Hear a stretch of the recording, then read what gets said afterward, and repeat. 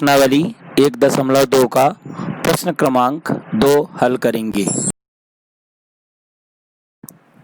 प्रश्न है पूर्णांकों के निम्नलिखित युग्मों के एचसीएफ और एलसीएम ज्ञात कीजिए तथा इसकी जांच कीजिए कि दो संख्याओं का गुणनफल बराबर एचसीएफ गुणित एलसीएम है।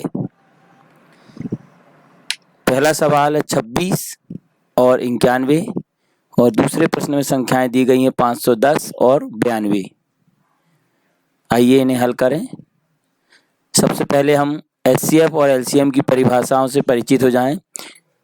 एचसीएफ संख्याओं में प्रत्येक उभयनिष्ठ अभाज्य गुणनखंड की सबसे छोटी घात का गुणनफल उन संख्याओं का एचसीएफ कहलाता है। अब एलसीएम की परिभाषा, संख्याओं में प्रत्येक उभयनिष्ठ अभाज्य गुणनखंड की सबसे बड़ी घात का गुणनफल उन संख्याओं का एलसीएम कहलाता है। पहले प्रश्न को लेते हैं। दो संख्याएं 26 और 91। सबसे पहले हम 26 के अभाज्य गुणनखंड ज्ञात करेंगे। 26 में 2 का भाग जाएगा 13 बार। 13 अभाज्य संख्या है, 13 में सिर्फ 13 का भाग जाएगा 1 बार। तो 26 के गुणनखंड हो गए हैं 2 गुणित 13। अब 91 की गुणनखंड ज्ञात करते हैं। सबसे पहले 91 में 7 का भाग जाएगा 13 बार। 13 अभाज्य संख्या है, 13 में सिर्फ 13 का भाग जाएगा 1 बार। इस प्रकार 91 के गुणनखंड आ जाएंगे हमारे पास 7 गुणित 13। संख्या 26 और 91 के अभाज्य गुणनखंड में संख्या 13 उभयनिष्ठ है जिसकी सबसे छोटी घात 1 है। अर्थात दोनों संख्याओं के अभाज्य गुणनखंडों में 13 उभयनिष्ठ है जिसकी सबसे छोटी घात 1 है। अतः एचसीएफ 26 91 बराबर 13। संख्याओं 26 और 91 के अभाज्य गुणनखंडों में सबसे बड़ी घातें 2 की घात 1, 7 की घात 1 और 13 की घात 1 हैं।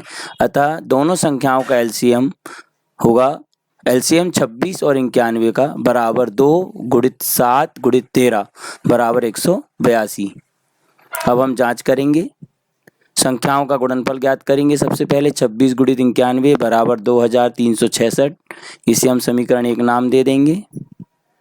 फिर एलसीएम और एचसीएफ का गुणा करेंगे। दोनों संख्याओं का एचसीएफ 13 था और एलसीएम 182 था। इनका भी गुणा करेंगे तो 2366 ही प्राप्त होगा।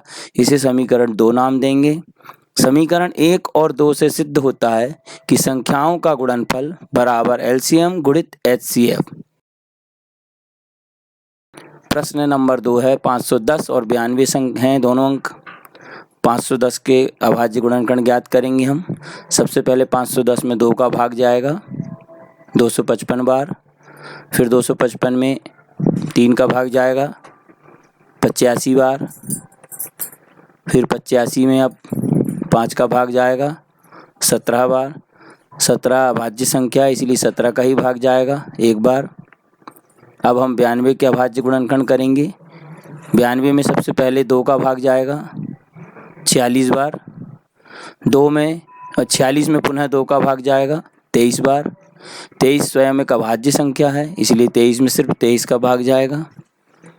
इस प्रकार 510 के अभाज्य गुणनखंड आएंगे 2 गुणित 3 गुणित 5 गुणित 17 और 92 के अभाज्य गुणनखंड आएंगे 2 गुणित 23। 92 को हम ऐसा भी लिख सकते हैं 2 की घात 2 गुणित 23। संख्या 510 और 92 के अभाज्य गुणनखंड में संख्या 2 उभयनिष्ठ है जिसकी सबसे छोटी घात 1 है। अतः 510 और 92 का एचसीएफ जो होगा वो होगा सिर्फ 2।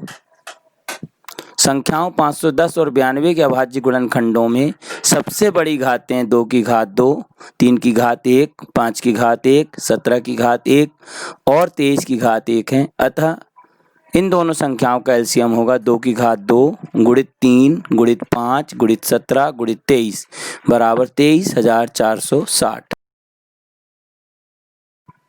जांच।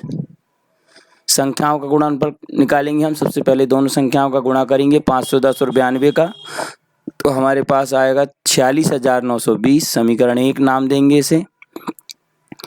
फिर एलसीएम और एचसीएफ का गुणा करेंगे। 2 गुणित 23,460 बराबर 46,920 आएगा, इसे समीकरण 2 नाम देंगे। समीकरण 1 और 2 से पुनः सिद्ध होता है कि संख्याओं का गुणनफल बराबर एलसीएम गुणित एच